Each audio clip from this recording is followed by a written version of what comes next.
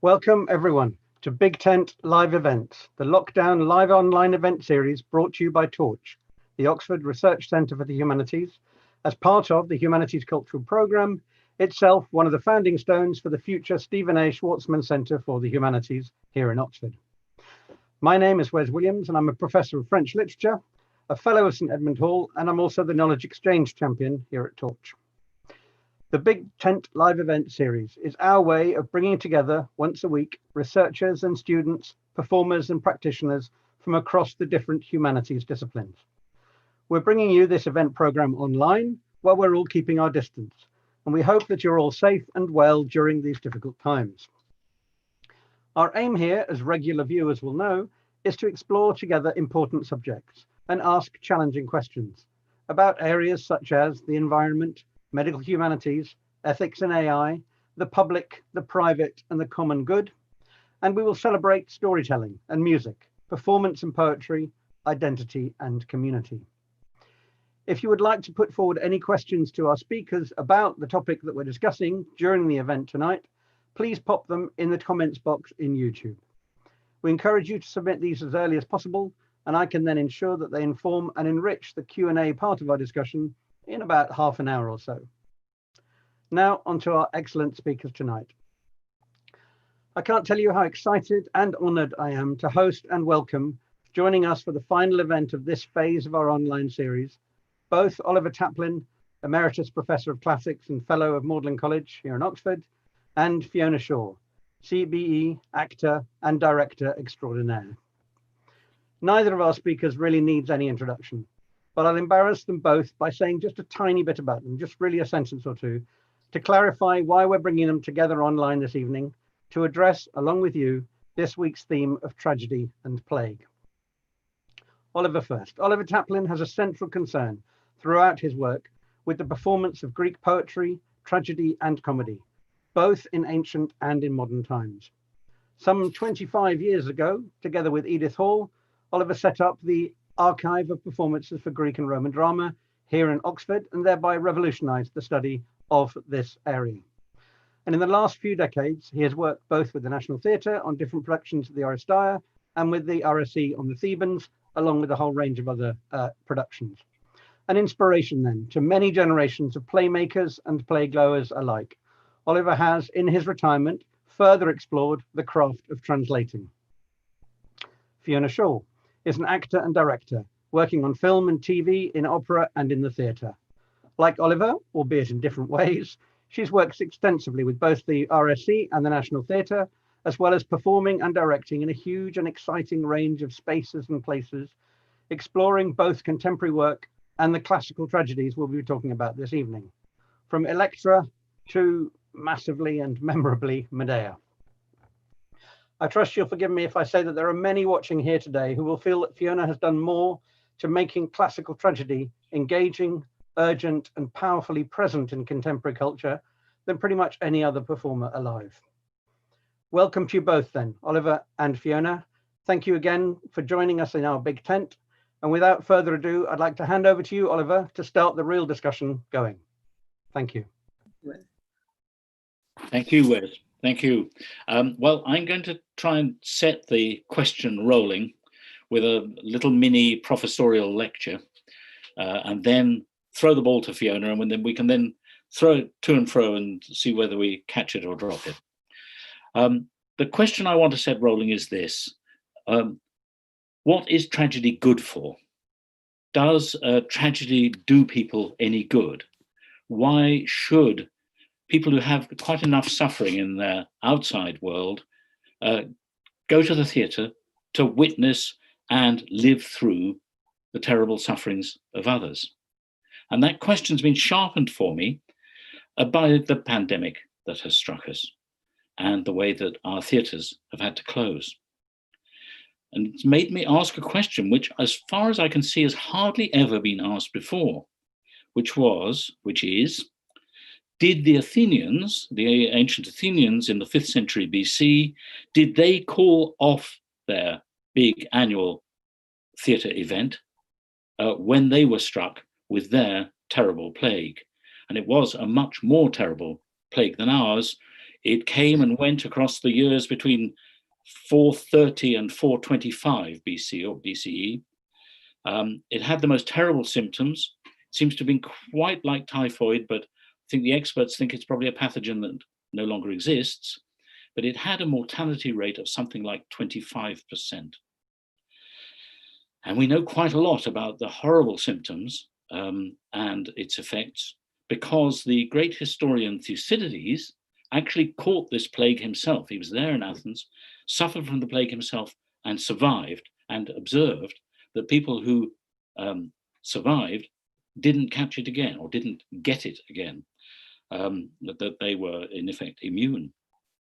And he also observed that doctors and care workers were particularly vulnerable to getting the plague. But what doesn't seem to have arisen is the idea of contagion. So that's the plague in Athens. The theatre in Athens was not a matter of daily entertainment as ours is, or as ours was until recently, and as indeed as it was in Shakespeare's London. Instead, it was this big event in the spring, and the preparations for it started the previous summer. And there were a lot of people involved in it, and there was a big budget involved in it, and rehearsals went on through the entire winter, preparing for the spring festival of Dionysus, where thousands of people, literally thousands of people, gathered in the theatre to watch 3 days of tragedies, 3 competing tragedians, each one putting on 3 tragedies and a satyr play. Now, the answer to the question, did the theatre go on during those years of plague, is yes, it did. We know for sure that there were comedies put on during those years, and we know of at least one tragedy, maybe more, but one we actually know for sure, we have good evidence, was put on during those years, and that was the Hippolytus of Euripides, which was put on in 428. Now, of course, it's not, the Hippolytus isn't a play about plague, it doesn't have plague in it, and any more than Shakespeare's plays had plagues in them, the plays put on between 1603 and 1610, the years when plague came and went in Shakespeare's London. It's a play about this beautiful, clean living young man, Hippolytus, who hates sex, and his passionate stepmother, Phaedra, who simply cannot stop herself from becoming infatuated with him, cannot stop her desire for him. And you have actually 4 main people in Euripides' Hippolytus, all of them doing their best. There are no fools and there are no villains in this play. They're all of them doing their best to live as they can according to their own values, according to what they think is right. And all 4 of them come crashing down in disaster, and the play ends with death and waste. Now, why in 428 should people go on witnessing such suffering? Why in a time of such suffering? In 2020, it seems to me that with much less suffering, we've mostly, I speak for myself anyway, turned to Netflix and turned to relatively lightweight television. So why did the Athenians think it was good for them to go on going to tragedies? And might the fact that they did have something to tell us about going to the theatre and something about tragedy? That's the question I want to set rolling. Now, I have got an idea that I'd like to try out later about how they thought that tragedy might be good for them. But I think at this stage, I really ought to hand over to Fiona, and please, Fiona, go wherever you want. Though there is a question I'd quite like to start with, which is when you perform tragedy, do you have a sense of how your audience is receiving it? Do you have a sense of what it's doing for them? Or is that not really a real question? I certainly don't perform tragedies for any medicinal reason, but I think that all theatre now is an attempt to get back to what must have been the stunning novelty of what it was to watch debates about the complexity of human life that the Greeks had. I suppose they went to the theatre, didn't they? Because they wanted to learn the nuance of what it was to be human. What shall I do if this happens? What shall I do if my stepmother falls in love with me? What did I do if I fall in love with my stepson? These questions are the big questions, and they're both engaging and distracting. But I think in my case, I've been stunned in my few experiences in Greek tragedy with the effect that Greek tragedy has on audiences, particularly if you if you try not to be too ritualistic with them, but allow them to just be. Mm-hmm. Mm-hmm. But when you talk about plague, the only time I ever performed anything in anything remotely like a time of plague was that when we first did Electra at the Barbican and then subsequently we remounted it, we took it to Derry in the north of Ireland in 1992 in a week where there had been a terrible bomb in a local betting office and some people had been killed. So this was completely by accident, as was your Hippolytus in the plague period. And we were there, we performed in a sports centre, and the audience came and we performed the play. And as you know, Electra is a strange little play because it's not really a play in which the protagonist has any flaw particularly. I mean, she may have flaws as a person, but they're not crucial to the action. She's a trapped observer of a terrible event and therefore wants the thing to be resolved by her brother killing her mother. And John Lynch was from the north of Ireland, who played Orestes. And that was very powerful at the end of the play, where he was able to stand and say to Aegisthus, you killed my father, I'm going to kill you. The play finishes quite quickly after that. There's no great grandeur in the play. Clytemnestra's dead, and they just sort of, Aegisthus says, all right, I'm done for then. And this is going to go on then, and just leaves the stage. That's the end of the play. At that moment, normally, of course, we've been around the world by then, people applauded. There was complete silence in the auditorium, complete silence. And I remember a sort of flame of panic going through me, I thought we had offended, or we hadn't been good, or we hadn't done it well, though it had been the same as every other night. And the audience stood up, all of them stood up, without communicating with each other, in silence. And they just stood. And the standing was clearly a compliment to return to the actors. The silence was they couldn't clap because it was too near their recent experience. Oh. So I suggested to the audience that we would get washed, come out and talk to the audience. So we all came out, there's 10 or 12 of us, and we all went around the auditorium, we stood. And I remember people berating us for putting on this play because they felt it encouraged vengeance, that the play was about vengeance.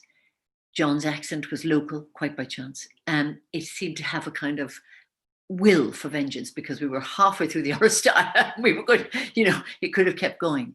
And it was the most astonishing evenings of my life was that week. I'll never forget it. I realized that the plays were way beyond theatre. They are, I don't know, spiritual bombs is what they are.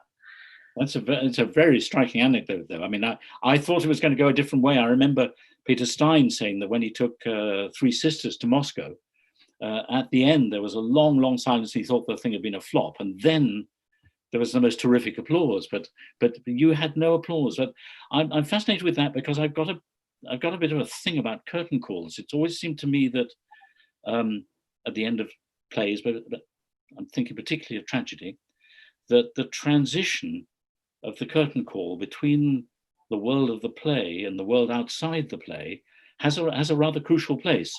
Particularly in a play where there's been death, and there've been the dead have been there in the presence of the audience on stage, and they've felt the presence of death, and then the dead person at the end stands up, smiles, takes the applause.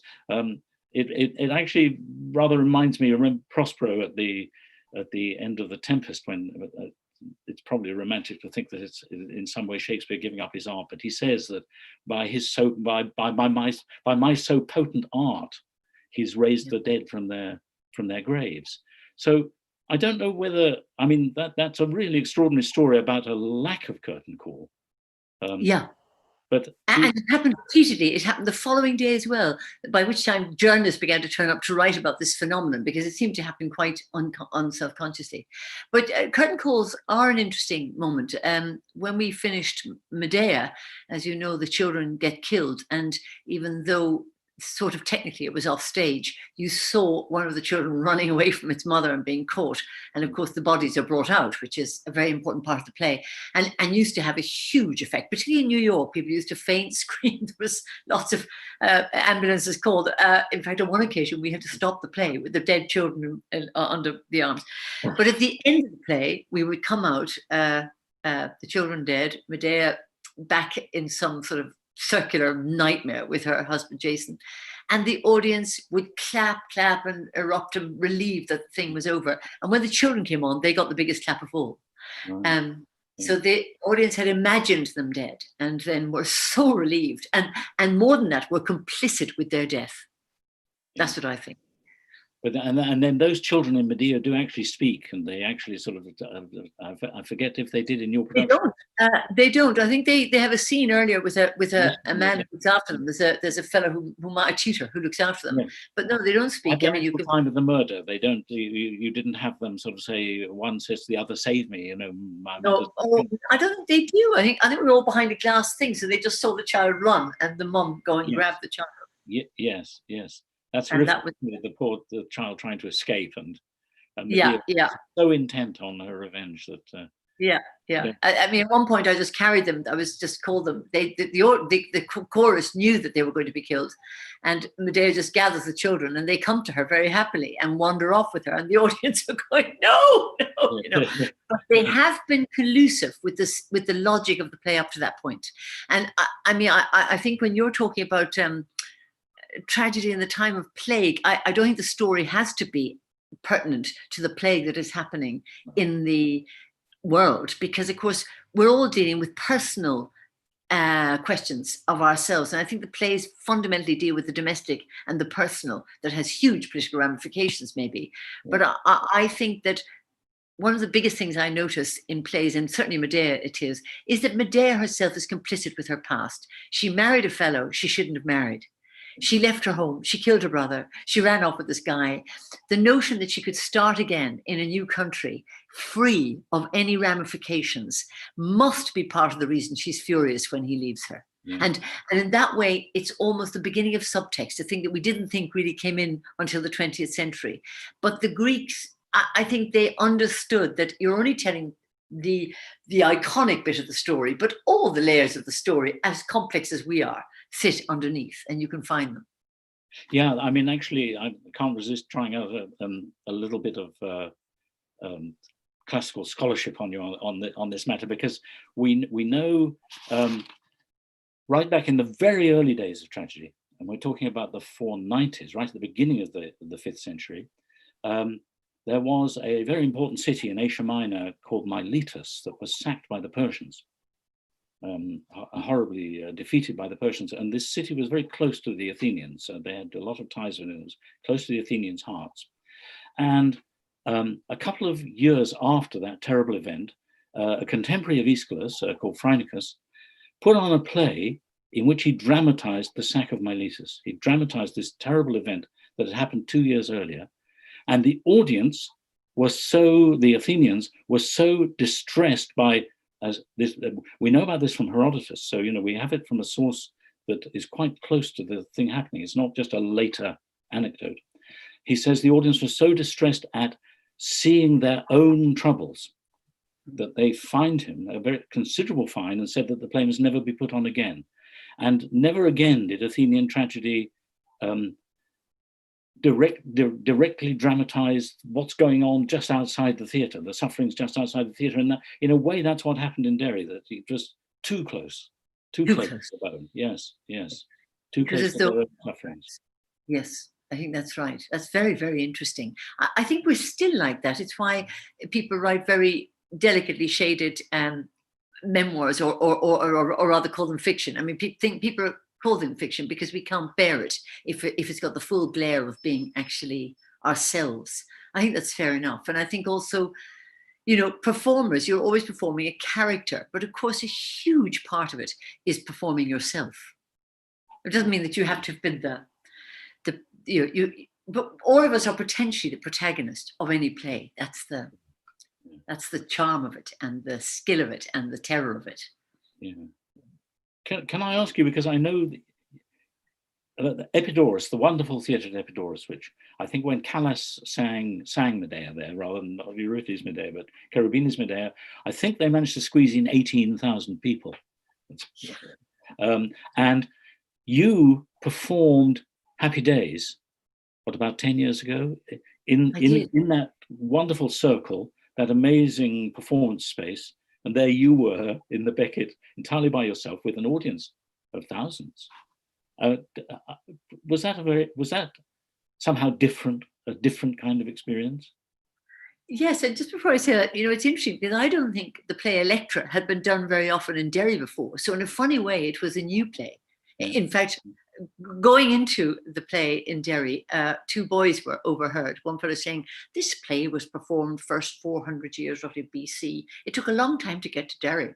Well, equally, when we went to Epidaurus, which is a fantastic thing to be allowed to do, we were one of the first new plays to be done in that space, because it's been kept pretty sacredly since its finding, hasn't it, as a Greek tragedy spot. And so we performed Beckett's Happy Days, which is of course a modern tragedy, in that this woman goes on believing that she's high as a kite every day being another lovely day, but in fact she's disintegrating fast, and time is sort of accelerating underneath her, and therefore underneath the audience. And it was thrilling. All I remember is that I sat, of course, in Happy Days, the woman sits with her, first of all, up to her waist, and in the next second half, she's up to her neck in earth. So the visual image is just a picture, but what she says is at odds with the picture, and there the drama sits. That's all it is. It's genius of Beckett. And the audience sat, and I had this vision as I looked out. I thought, I just have to take all these people in T-shirts and jeans and put them in togas or gorgeous robes, and I'm there. I am descended from those wonderful players who must have been here doing that. And I remember a bird singing, and my voice, I didn't have any, of course, microphoning, you don't need it there, and just speaking, and the silence, and the mountain, and the mountains beyond, where the flames were lit to say that the Trojan War was over. And it was a moment where I felt between heaven and earth, between eternity, and you're both in the present and in imagination, and you're in the play, and it was absolutely mind-blowing. But the audience there come from Athens or from everywhere, some by boat, some by car, and some whatever way they can get there, which is very like how they came before, that they would come together, and so the audience are coming in a slightly different way than the way they come when they buy their ticket in the West End. They're coming, walk up a path, they have to arrive at the place, and they have to yield to the circular swirl of the magic that's going to be offered to them. And I think that's roughly the same. Yes, and it was a pilgrimage. I mean, and when I first went there, a very long time ago, there was the modern road that wasn't there. It took much longer to get to. And as you say, people come by boat, and then from the harbour, about 10 miles away, they get the bus up to the theatre. But most of the people came in buses. And they went back to discuss the play all week, presumably, or all year till the next play, because they knew the play was about them, even if it wasn't directly about them. It was about them and how they were going to proceed. And I wonder whether your question at the beginning is, should we be doing a trilogy of Greek tragedies on Netflix so that we're all dealing with those questions, or have the questions changed, or have the, who are our heroes, or who are our demons? Are the government, when they make these terrible mistakes, killing us? These are the questions that we may want to ask, but if we ask them too directly, we won't be able to answer them in the glare of political choice. Yes, but also, I mean, watching them on a television screen is so different from this sense of pilgrimage, this sense of coming to a special place. I mean, I love it when the theatre is site-specific and people have to come to it as a pilgrimage. And actually, that's particularly relevant to Epidaurus, because the town of Epidaurus was down on the coast. And with the theatre is part of a place of healing, sacred to Asclepius, where people would come for cures and healing. And every year there was a big festival. And there used to be a procession coming up the hill from the town and so on. And so people would gather there, and when they watched a play in ancient times, they were in a place of healing. And I think perhaps still there's something of a sense of a place of healing. There's a wonderful Seamus Heaney poem called Out of the Bag, where he writes about Epidaurus as a place of healing. And that brings us back to plague, of course. In general, about healing. I do think they're about healing. They lance a boil often. They dare to face into something and allow the action to unfold in front of them.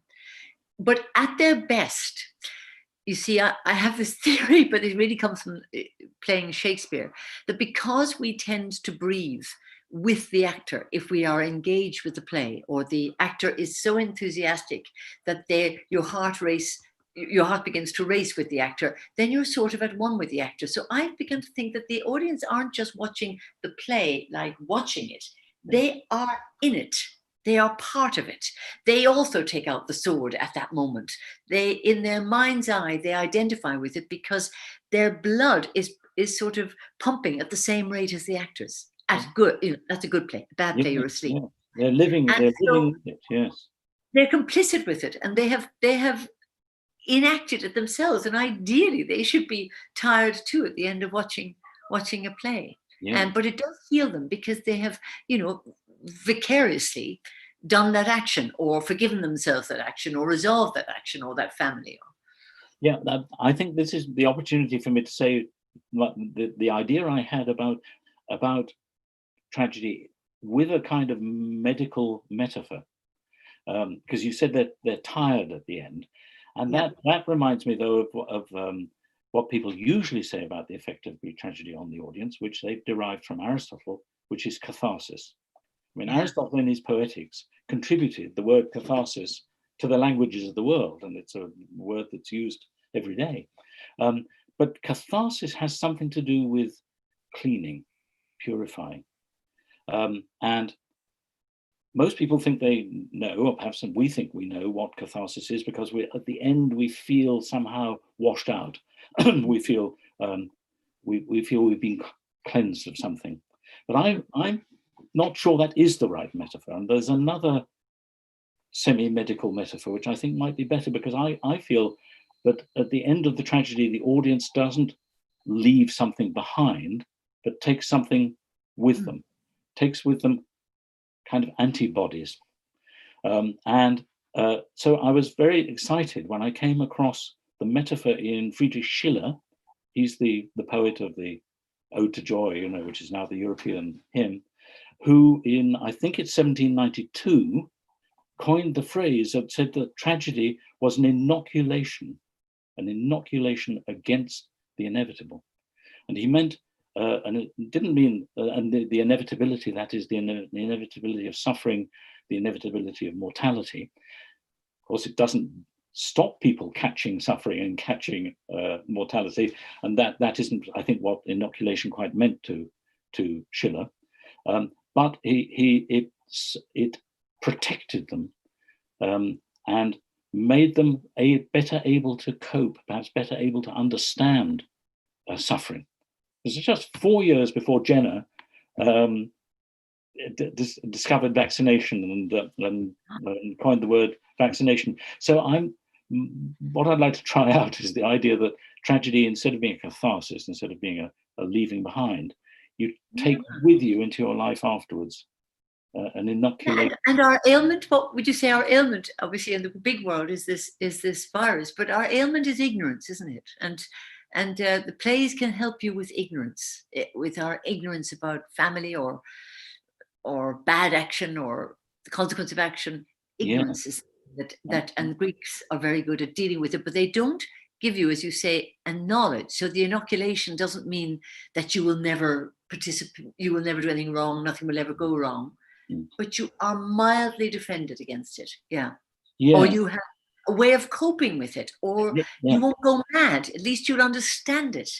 I'm obsessed with reading every day, the amount of people who've died in this country, and of course it's a completely useless number, but it does make me feel I have a sense of how present the virus is if I know how many people have died of it.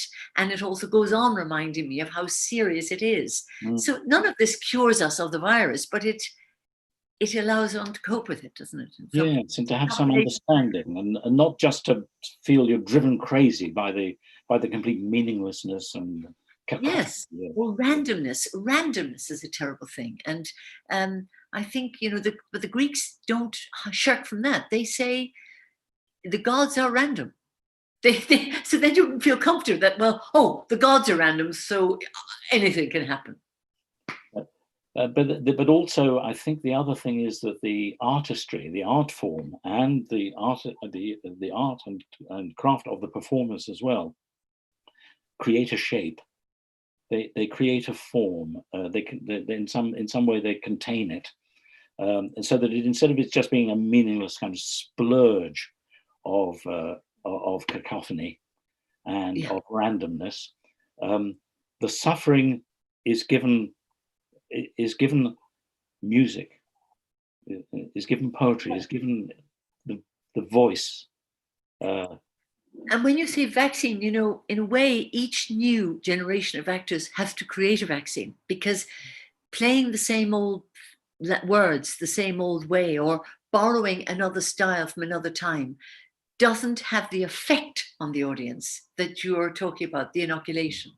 It has to be a new strain of vaccine. Right. So that's, I think, what the actors spend their time doing, trying to find a new way of doing it, which replies usually to the moment that we're in, both vocally, in terms of the psychology of the moment we're in, and the way we are, because otherwise the thing doesn't have its magic. I'm very taken with what you say about the physical experience of the audience, that they have a somatic response that is somehow in tune with either the heartbeat, the sweat, the fear. I mean, they think now that the synapses in the mind, the synapses are doing the similar thing, both in the actor and in the audience, if the audience are attuned. And the actor's job, in a way, is to, I won't use your inocular, but is to stun the audience into joining the story. Otherwise, they're thinking, oh gosh, I must bake a cake when I go home or something. Yeah, they have to be drawn right into the world. Yes, they come into the world, and the mental energy of the actor is to will that to happen, and the director and the lighting and the event has to sort of charge them and increase their energy to a much higher level than it was when they sat down in there. It's why Peter Brook says, the blackness of the theatre just before a play starts, that moment is the most important moment of silence, because it is not the moment of the grave, it is the moment of expectation. And that's when the whole thing will suddenly reveal. I won't reveal in a moment, but you're drawn into a revelation, and you will leave, ideally, the theatre just with that in your pocket or in your mind. Or yes, you've taken it in. That's the point. And it's not there to cure you, because you can't be cured of life and sorrow. No, but it gives you a kind of protection of understanding. But then, what you're saying, making films then must be very, very different.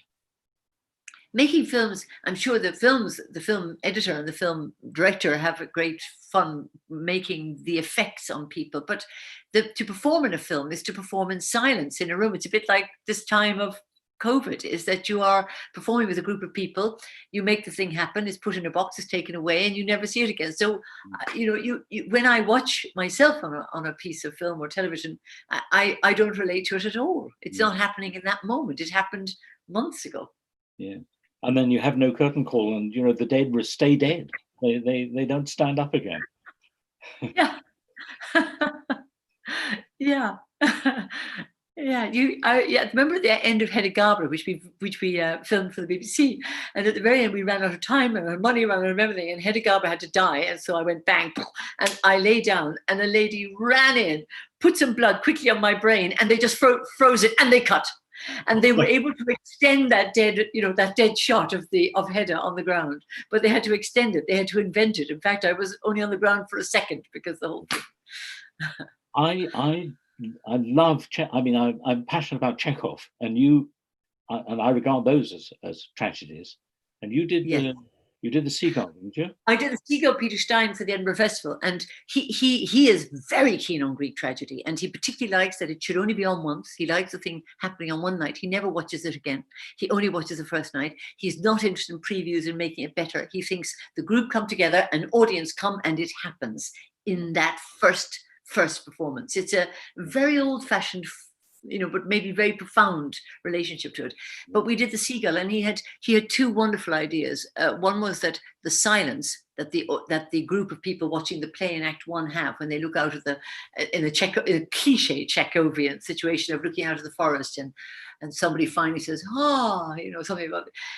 That pause is written in as a pause, and the pause used to be about 10 seconds in English shows, or maybe 15.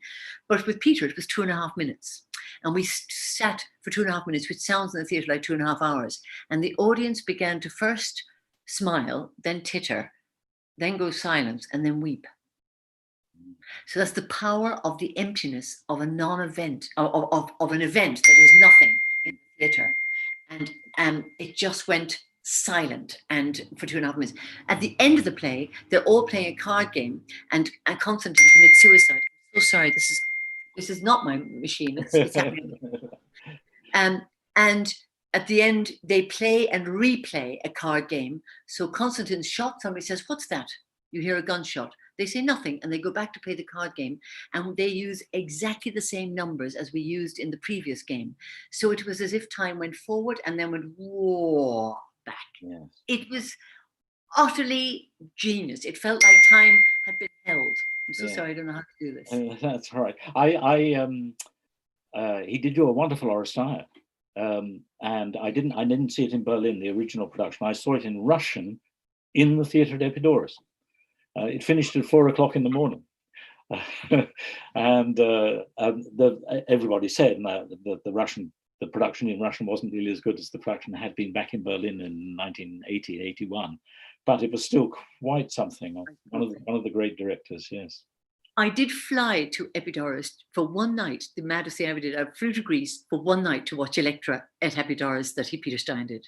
I did go for it one night. Oh, it's the Electra, yes. That was with a big bath with gold light coming out of it. It was yes, and I love they were kind of cattle troughs, weren't there? And when Electra has succeeded in luring her mother to her death, she was wearing these terrible black rags, and she would sweep the stage, and then she plunged into one of these things and came out and was dressed in white. Yeah, it was very, very memorable. Yeah, he always does a bit of magic for somebody who's searing me for the truth. He finds it through the spin of magic. Yeah. Yeah. But I remember you in black as Electra in the Barbican. It's not something one forgets. And yes. Am I imagining? Or did you throw a pomegranate on the ground? I did. In fact, it was quite by chance. Deborah, the director, brought in pomegranates one morning, and they were being held. We were just using them, and I threw these 2 pomegranates on the ground, and they split open. And the audience used to go mad as if they were, because of course we've been talking about dead heads and cutting heads open right up to that moment. I mean, split his skull with a blood red axe is Electra's first lines, or one of her first lines. And so they split open, and everybody just got stunned as if these 2 heads split open. It's a marvelous play because it's a small play, but in it all the pain of people in the play is explored, and I think it's one of the great plays, because it's very rarely done, because it doesn't seem to have much going for it, but it's because it's a sidelong play. It's just a play about a girl who everybody's forgotten, but it's not really about her. It's really about Orestes coming home. And it's full of dramatic irony. The audience meet Orestes at the very beginning of the play, and they see him. Then he disappears. A girl comes on and says, "Oh, my brother will never come home." And the audience go, "He is home, he is home." It's just the way in which the Greeks understood those necessities of the theatre so early is breathtaking. I would love to continue that. We could continue this obviously for the whole hour, but it'd be also really good to. I don't know if Wes is there. Whether it's a good time for us to start inviting some questions? I am indeed here. Yeah. No, I could happily listen to more stories about pomegranates and what have you for a while yet. But there are a whole bunch of questions that have come in, so I'll pass some of them to you and see what you make of them.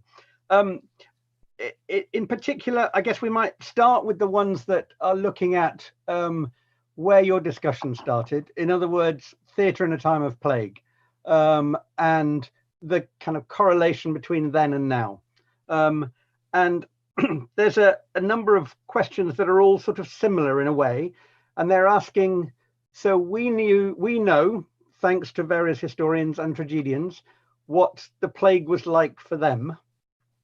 Do you imagine that we ought to be somehow representing the plague for the future generations? In other words, what we're going through now, is it our job to sort of tell people thousands of years down the line what it's like for us?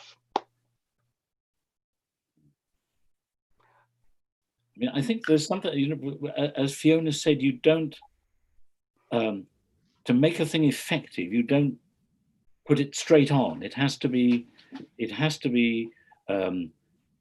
made real through other people. So I think if we're to do that, you know, it's not a matter of describing, and it's not a matter of realistically portraying, but a matter of somehow conveying how it affects people, what it does to people. I mean, you know, and I think rightly, there's been quite a lot of emphasis on the mental health dimension of this lockdown, which has been pretty terrible, I think, for many families. It goes to the question of closeness and distance that sort of ran through some of your discussion, whether it's in relation to the Derry performance or in relation to, you'll forgive me, I hope, Oliver, I can't remember the name of the tragedian who was banned from ever writing a play so close to the events again. I mean, I'm somebody who works on 16th, 17th century French writing and tragedy as well, where again, there's an agreement that you can't possibly write about the recent civil war in a tragedy directly, whereas you might do it indirectly. I'm just inviting you to think a bit more about this whole sort of question of indirection or closeness and distance, because there's a number of questions in that sort of area. Fiona, we don't know the stories yet, do we? I mean, you know, they say that domestic violence has shot up. There'll be some extraordinary stories about people being locked in together and what that has done, that was something into the area, which is often the emergency area of Greek tragedy. And I think there was a very interesting moment, which it would be too personal to ever write about in a play. But the moment that the Prime Minister was at death's door is a very interesting moment, given his policies being perceived as cavalier until then. I mean, they're the moments that would produce drama, but of course you'd have to change the names and change. But there was a moment when we were in a moment of potential change, which is what tragedies do produce, huge change. And that might have gone the other way, you know, and then there would have been an element of tragedy. So tragedy hovers like a virus around us too. And it has to be made particular. And almost all Greek tragedies are much concerned with the family. The family is at the core of this. There's a wonderful story of a French sage who was told in Mao's China that the Chinese had done away with the family, and he said, "But this is terrible. It's the end of tragedy." So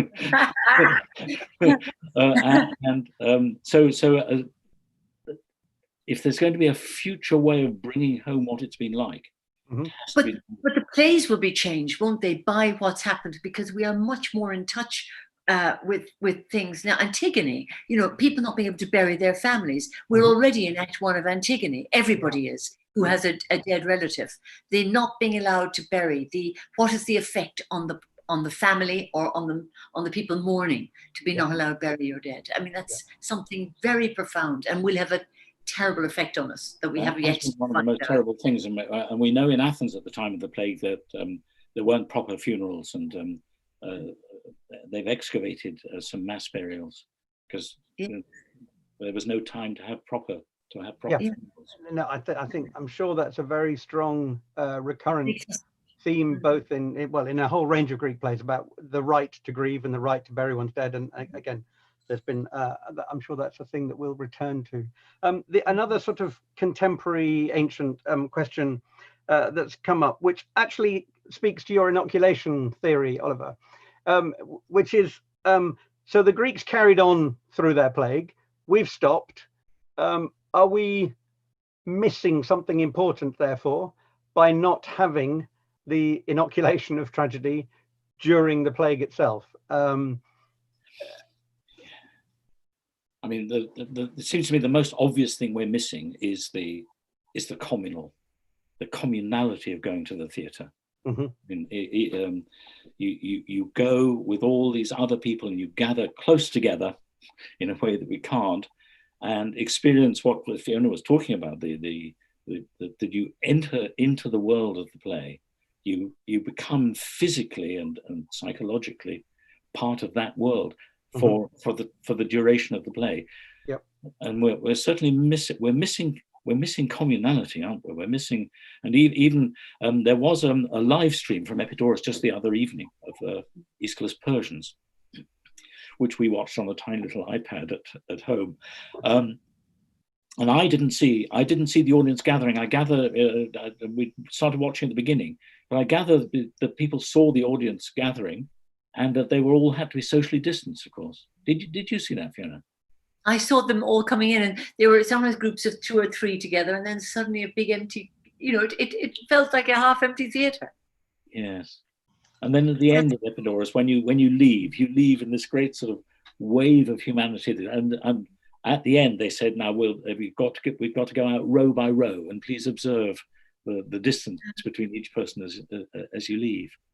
Again, that speaks, if I may, that speaks to a number of questions where people have picked up on Fiona's use of the word bond.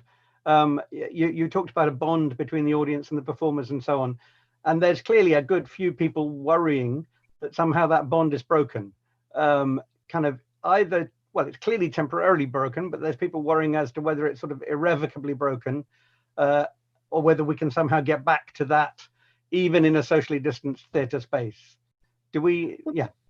Maybe Oliver could talk about this in the Greek context, because the theatre had to be invented, obviously, and it obviously hit some point in our communal life that we thought this is a really good idea. So they built these vast amphitheatres so cities could come and be together, and I think it is broken. Yeah, I don't think I certainly would want to be in a theatre. I wouldn't want to be in a half-filled theatre, because my association is that you are shoulder to shoulder with somebody. It's something we didn't take much notice of until this COVID. We didn't notice how important the cram getting in matters, the cram of sitting next to strangers matters. I don't think we realised it until now, and it's broken. It's going to be quite broken for a long time. I don't know. Young people might break through it and not mind, but if it goes on being airborne and can be carried by asymptomatic young people, then none of us want that to happen. Right, and then in that sense, then an Epidaurus type outdoor auditorium or space is not going to make any difference, really. It's better than nothing, I think. Sorry? Better than nothing.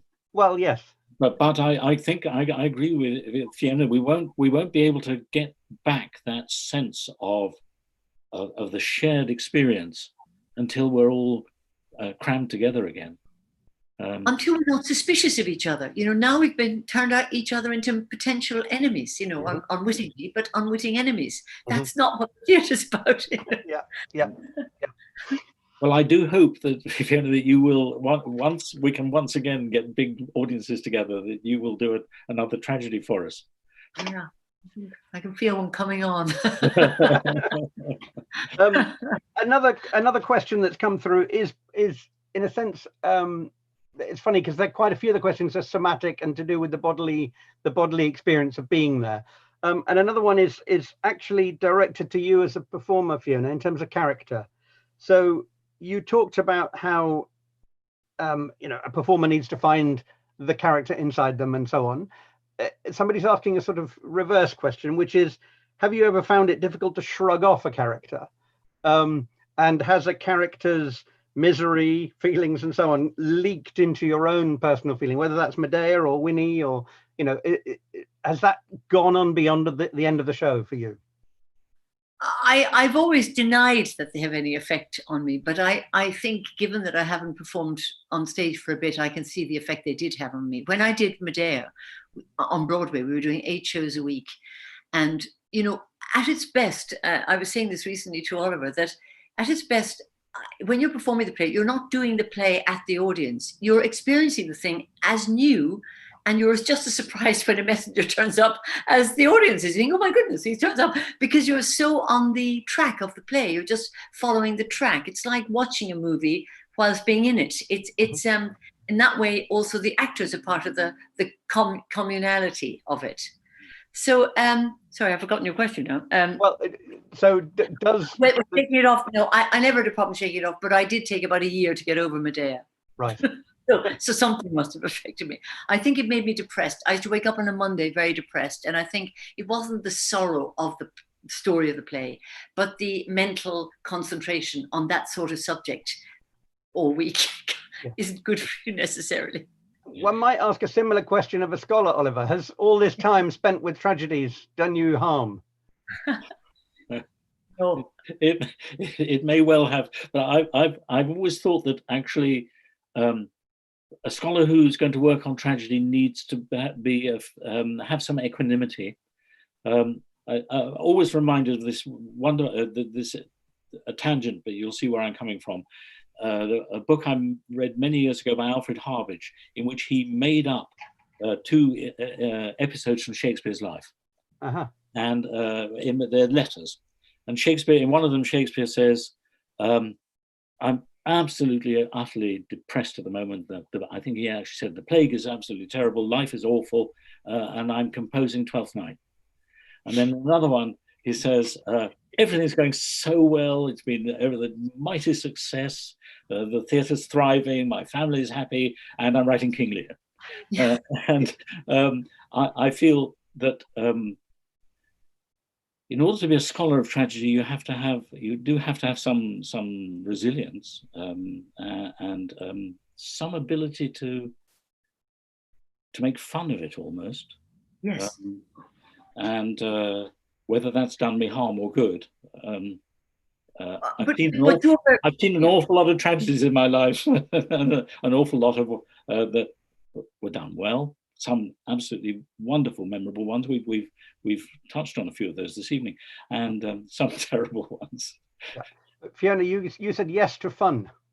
Well, I think Oliver, you know, when he's taught brilliantly about tragedy, has made a whole generation of all his students and generations of his students love the humanity within the plays. And in the end, when he says fun, there's a huge amount of humor in Medea, and it's not oldie Greek humor. It's the humor of people just being together, and their sense of betrayal about each other, what women say about men, what men say about women, remains as true, you know, now as it was then. And all the same problems arrive in a marriage, and recognition of those problems makes people laugh a lot. And that's a great, huge pleasure. And when I did Electra, I used to adore the kind of fights with Clytemnestra, where Clytemnestra would want to hit you and she couldn't hit me and she was trying to hit me. You know, all of these things are very humorous, but they're part of what happens when you add flesh to these brilliantly spare words, you know.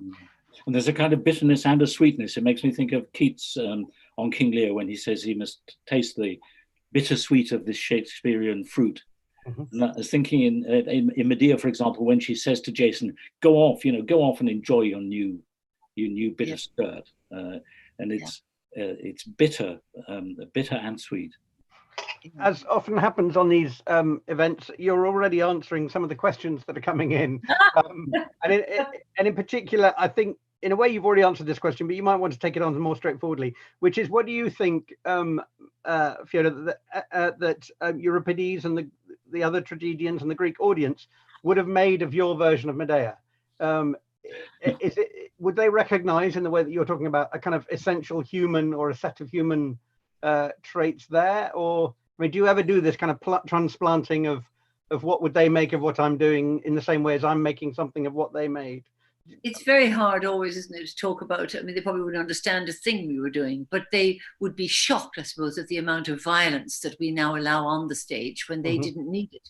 They were more innocent and more and therefore more shockable. And I think they were all the better for that. That doesn't mean they were unsophisticated, but they weren't. We've become very jaded by, watching too many movies. So I think we now are always trying to not be more violent, but we have to somehow slip the violence in a way that really arrests the audience. I think they didn't need that. They needed to hear somebody was being murdered, and they were probably covering their faces. I think they were much more innocent. I hope I'm right. So I don't know what they think was. I see what you're saying. It is interesting that in Hippolytus, actually, Hippolytus is brought on having had this terrible, his chariot has smashed and he's been dragged along the ground, and he's brought on dying, mangled and dying, and does die just before the end of the play, which is unusual for yes, so they see him. That's as it were dying live on stage, inside the play, as opposed to in a messenger speech or off stage. Yes. Okay, yeah. Only because, again, as somebody who works on Racine, he's busy dying off stage, and it's the big long speech about how he's mangled and all the rest of it that affects the audience most. Where precisely what you're saying, Fiona, about hearing about it is also kind of physically affecting. Yeah, and the messenger speeches are always very good in Greek tragedies. They do. I mean, if you need a very, very good actor to be the messenger, to say this is what happened. I mean, the chariot race, which is of course a lie in Electra, and then he hit the post and he came around again and he turned over and it mangled them. The audience. I mean, if it's well written and well performed, you see the race much more clearly than if you were trying to make the race happen in a flashback. It's still the active imagination, but when it's fused with good writing, it's unmatchable. Talking about well written and well performed, a few people have asked, both of you actually, what are some of your favorite versions or productions of tragedies in the last few years? They're asking you to reminisce a bit, but to remember what worked for you. I adored Iphigenia at Aulis at Ariane Mnouchkin's theatre, because I love seeing plays in other languages. I mean, my French is as awkward as it can be, but I can enjoy it. I just thought that was superb. There's a section in it where the chorus were dancing, and Iphigenia has agreed to die, and she's being taken by the chorus, which is the force. You don't have to know anything academic about the play to feel it. They're just with her, pushing her towards her death. And the mother was trying to stop the chorus by holding onto their legs. It was pitiful. And and they kept dancing. So you saw the force of fate was so much greater than a mother just trying to stop any random person by their legs. That's one of the greatest things I'd ever seen. I would agree. I think Ariane Mnouchkin's Les Atrides is one of the greatest performances I've seen. If we're talking about Greek tragedy, I was personally involved in the Peter Hall, Tony Harrison Oresteia. That is. See that as a young kid. How old I am. I went to rehearsals. I mean, I was just used to answer questions, but that they had a huge effect on me, and a very strong memory. Electra in the Barbican. The very strong another Medea, Ninagawa, Yukio Ninagawa's Medea, I thought was absolutely wonderful and memorable. And Katie Mitchell, Katie Mitchell did a great Trojan Women. So she also did a great Iphigenia, didn't she? I thought that she did an Iphigenia. Yeah.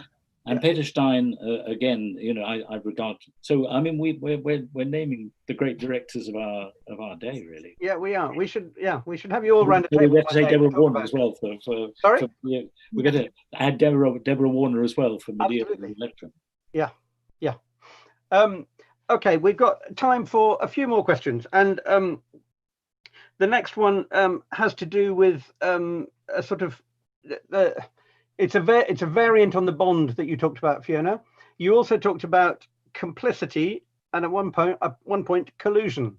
You had a lovely phrase. It was so good I wrote it down, that the audience are collusive in the logic of revenge in the plays. And I just wondered if you might think, both of you, a bit more about that side of the bond that performance creates between an audience and the performers. So it's not just a bond of community and, if you like, feeling cramped here and close next to each other, it's also somehow complicit in the terrible things that are happening in front of us. Yes, a play I played a very small part in. Maybe I played. Was on the radio. I was in Oedipus, but Oedipus hears his wife says to him, he says, "What was your husband like?" And she says, "He looked very like you." Now, there's that was so daring, like a matador. The writing comes right up to Oedipus and says, "Dare you not notice that she says that the man you killed looked a bit like you, and you were running away from the fate that said," that he's colluding at some level. And I think that sort of writing is genius, because we all know when we get a funny feeling about something, we usually write because the information has been given. You just haven't wanted to take it. I think that plays are full of that. And in that way, they're very sophisticated. They're not just arguments. I think Electra hates her mother. Why? Because she overly loves her father. That's a fault. Mm-hmm. And I liked your idea also that the audience is drawn in to collude with the characters. And you don't only collude with the nice people. You don't only collude with the sweet innocent. No. And a particular revenge is very, very important here. You understand revenge. You may not like it. It's horrifying. It can lead to terrible vendettas and so on. But you understand it. In fact, I jotted down because Shylock's speech, which starts, hath not a Jew hand, which ends, and so shall we not have revenge? And it includes in it when he talks about the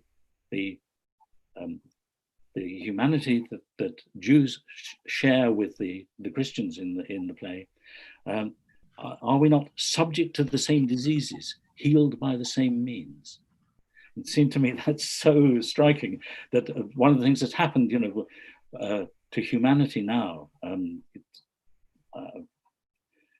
we're told that universalization is a very dangerous, problematic idea.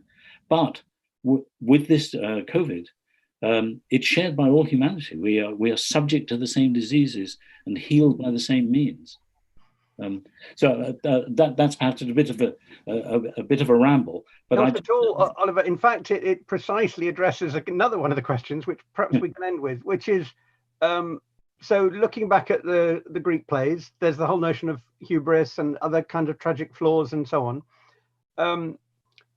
Might we think that COVID and this plague has revealed a number of flaws which are endemic in our society? One of them is precisely what you were talking about just now, the degree to which universality is or isn't accepted, and the degree of humanity of others is or isn't accepted. Can we believe that theatre will somehow remind us, restore us, give us back something of that collective humanity, or is that too romantic of us? The messenger in Medea says, "Call no man happy, for no man is." I've always thought that's one of the great, great lines of all time. But we thought we were happy. Yeah. I mean, I don't think the plays are they're not crime and punishment plays. None of the great tragedies are simple crime and punishment. Simple, the people do wrong and then they get struck down for it. It's not as simple as that. Yeah. But I mean, you're right that there are lessons, aren't there? I mean, people are learning lessons about but particularly, I think, the environmental lessons that are coming out of this. That we've maltreated our world. And James Lovelock, who's now about 103 or something like that, saying with Gaia that we've maltreated the world, and the world will maltreat humanity back if we don't look out. I think we know that, isn't it? That's why there's a slight sort of embarrassment about this thing. We can't really blame it, despite maybe America trying to blame China for it. But actually, we all know there's a sort of group responsibility for what's happened. Every plastic bag we dump into the sea, we're all part of that. But again, I think that takes us back to Oliver's theory of inoculation in a way, which is that the plays in some sense, tell us stuff we already know, but that we didn't want to acknowledge, or that we didn't, that didn't feel, you know, is that right, Oliver, or am I mistreating your theory? No, I think that's actually developing. It's going beyond what I'd thought, and I like it a lot. And I hope we can salvage something from this bad time. This time when we haven't been able to gather together in theatres, we haven't been able to have close physical contact with people. And as I think you were saying, Fiona, we distrust people. We were in the queue the other day in a supermarket, and these people behind us kept on coming up to about a foot behind us, and we got very angry about it. But this time, I do hope that you're right, that we'll learn something from it, and take something like an inoculation away from it. Fiona, do you wish to add to that? Does it have the last word, or sure? No, I think we have the last word, but there's something about what Oliver says about it's about being humble. We have to be humble now in relation to this, and in relation to, and it's how you get to discover plays. Actually, is to be humble in the knowledge as you try and discover what's in them. Just be humble, and maybe something comes in. Well, one thing that we have gained from these times is this kind of event, and it's we're now time, I think, to draw this particular one to a close. But not before thanking both of you enormously for standing up to the challenge of doing this weird thing online and so on and so forth. But it's been an enormous pleasure, certainly for me, and I think for others out there, judging from the questions that have come in. You might like to know that we've had people in the UK, US, India, Brazil, Canada, Greece, and more here. So before I do a little spiel about the end of the series, once again, enormous thanks, Oliver, and enormous thanks to you also, Fiona. Thank you. It's been great fun. So that brings us sadly to an end this evening. Of course, once again, thank you to our amazing speakers for this inspiring and enjoyable session. Thank you also to all the viewers at home for watching and for your comments and questions. Thank you too to the others who will join us another time, in other words, who aren't watching live, but will join later on YouTube. And I also want to thank again everyone in Torch who's made this possible. We have at Torch been effectively blown away by the phenomenal support and encouragement that we've received in this Big Tent Live series as we've ventured into a new digital format. I think it's worth saying that over the course of the series, we've been joined by over 20,000 viewers from 23 countries. So the kinds of bonds that we've been talking about this evening or in the last hour or so are clearly there and waiting to happen, and indeed instantiated in this series, amongst other things. Tonight's event was the last for this term. But we do hope you'll join us again when we come back in September. We're all taking a break for August. Come back in September for more Big Tent Live events. If you would like to look back, all 17 events from the series are, as I say, available to watch again on our website via the YouTube channel, Torch Oxford. And in fact, if you have any thoughts or comments about any of the events you've viewed as part of this series, please do take a moment to let us know. You'll find a link in the event description and the live chat below. It'll help us as we kind of craft the next series, because it looks like we might be in this mode for some time to come. We wish you all then a relaxing and enjoyable August, wherever you may be, and look forward to welcoming you back to our Big Tent again in September. Thank you, Oliver and Fiona again, and thank you all, and goodbye for now.